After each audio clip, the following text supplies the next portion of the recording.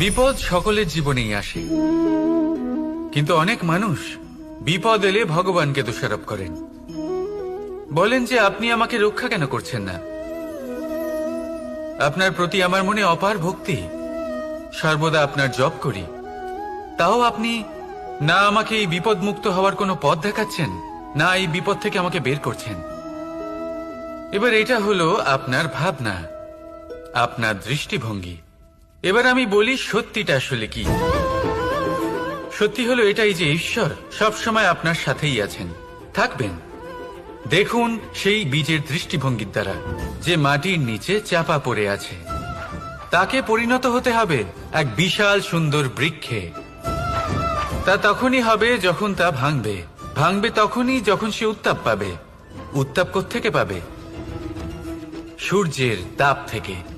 সূর্যের তাপ থেকে ধরিত্রীও বাঁচতে পারে না, তাকে তা সহ্য করতেই হয়। আর যখন এই ধরিত্রী আর এই বীজ এই দুই তপ্ত হয়ে যায়, তখনই এই প্রকৃতি বর্ষা আনে। আর সেই বর্ষার জলেই এই বীজ এক সুন্দর বৃক্ষে পরিণত হয়। আছেন তো ঈশ্বর আমাদের সাথে সব সময়। সেইভাবেই আপনার জীবনে যদি কোনো বিপদ আসে, কোনো সংকট আসে, তার মানে এটা নয় যে আপনারই কোনো পাপের শাস্তি আপনি পাচ্ছেন।